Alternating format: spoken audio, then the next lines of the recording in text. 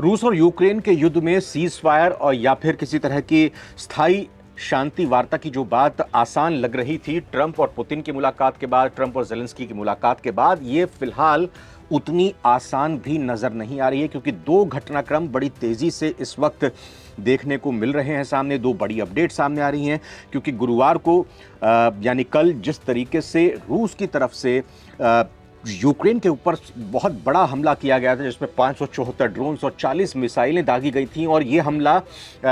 न सिर्फ रूस की सीमा से सटे हुए यूक्रेन के हिस्से में किया गया था, बल्कि जो यूक्रेन का दूसरा छोर है, जिसको हम पश्चिमी छोर कहें, जिसकी सीमाएं यूरोप से सटी हुई हैं, वहां पर ये मिसाइलों और ड्रोन से हमला किया गया था, जिसमें संदेश रूस की तरफ से यही देने की कोशिश थी कि यूरोप जो बार बार कूदकर जेलेंस्की को सुरक्षा देने की बात कर रहा है, सुरक्षित गारंटी देने की बात कर रहा है, ये हमें पसंद नहीं है। और दूसरी बड़ी बात ये निकलकर सामने आई कि जब ये बड़ा हमला रूस की तरफ से किया गया, तो डोनाल्ड ट्रंप की प्रतिक्रिया सामने आई। डोनाल्ड ट्रंप ने बाकायदा social media platform truth social पर दो पोस्ट किए हैं। एक पोस्ट में उन्होंने अपनी बातों को लिखा है, और दूसरी पोस्ट में उन्होंने दो तस्वीरें शेयर की, और ये दोनों तस्वीरें बहुत मायने रखती हैं। इन तस्वीरों को मैं दिखाऊंगा आपको, लेकिन पहले आपको बताता हूं कि डोनाल्ड ट्रंप ने इन हमलों के बाद जो रूस की तरफ से यूक्रेन पर किए गए हैं, सोशल मीडिया प्लेटफॉर्म पर क्या कहा है। विस्तार से इसकी बात करेंगे, लेकिन उन्होंने जो मोटी बात कही है उसका मतलब यही है कि किसी आक्रमणकारी देश पर हमला किए बिना युद्ध जीतना अगर असंभव नहीं तो बहुत मुश्किल जरूर है। यानी उन्होंने किसी देश का नाम नहीं लिया, लेकिन साफ तौर पर उनके कहने का मतलब और मकसद यही है कि रूस लगातार आक्रमण कर रहा है यूक्रेन के ऊपर, और ऐसे आक्रमणकारी देश से युद्ध जीतना असंभव नहीं है, ये बात तो तय है, लेकिन आसान भी नहीं है। उससे युद्ध जीतना बहुत मुश्किल है, लेकिन युद्ध जीता जा सकता है। दूसरी बात उन्होंने इसमें यह भी कही है कि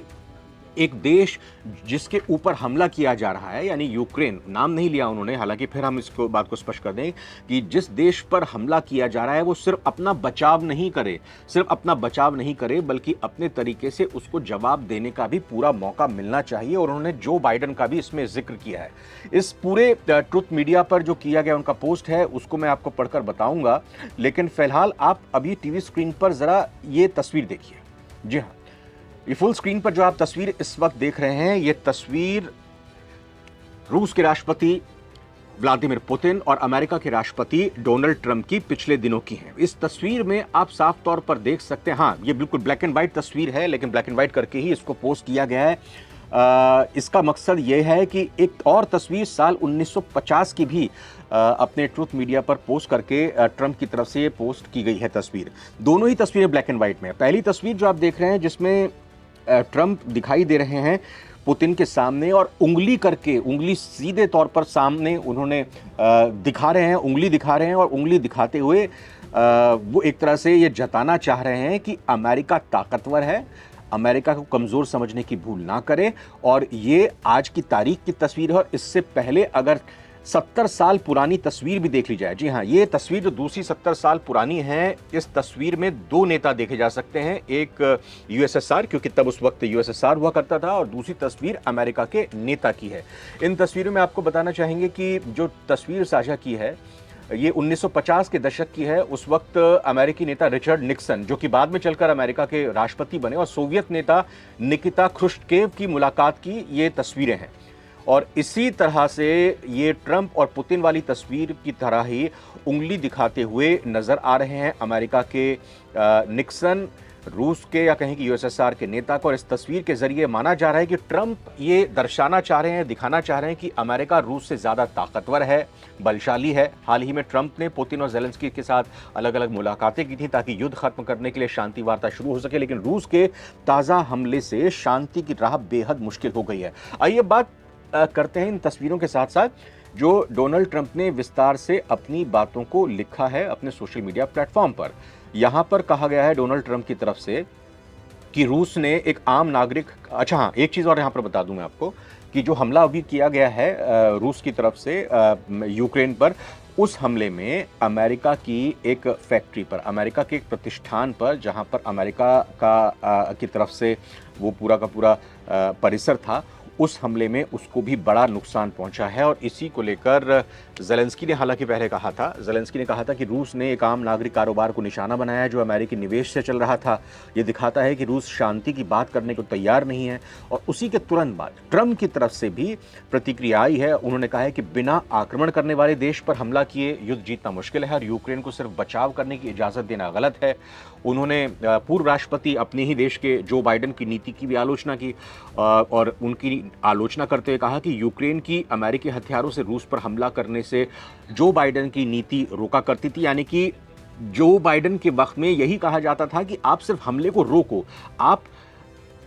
हमले का जवाब हमले से मत दो, बस आप ऐसी अपनी स्थिति और परिस्थिति बना लो कि आपको कम से कम नुकसान रूस के हमले से हो। और इसी को लेकर ट्रंप ने यह भी कहा है कि अगर मैं राष्ट्रपति होता उस वक्त, अगर मैं राष्ट्रपति होता उस दौरान, तो फिर युद्ध कभी रूस और यूक्रेन के बीच में शुरू ही नहीं होता। और ये समय, एक आखिरी लाइन जो लिखी है डोनाल्ड ट्रंप ने, ये बहुत ही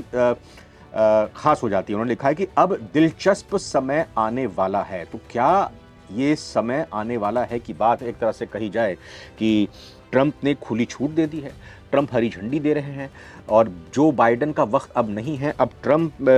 की सरकार है और ट्रंप राष्ट्रपति हैं। तो क्या वो ये संकेत देना चाह रहे हैं ज़ेलेंस्की को, रूस को भी ये चेताना चाह रहे हैं कि इससे पहले यूक्रेन अपना बचाव करता था लेकिन अब हम खुलकर उसको हरी झंडी दिखा रहे हैं और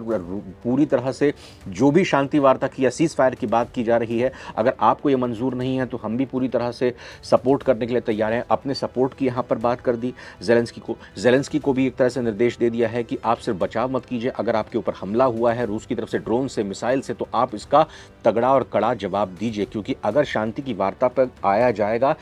जिस देश का पलड़ा भारी होता है उसी देश की शर्तें मानी जाती हैं। और अगर यूरोपीय देशों का भी यही तो आरोप है रूस के ऊपर कि रूस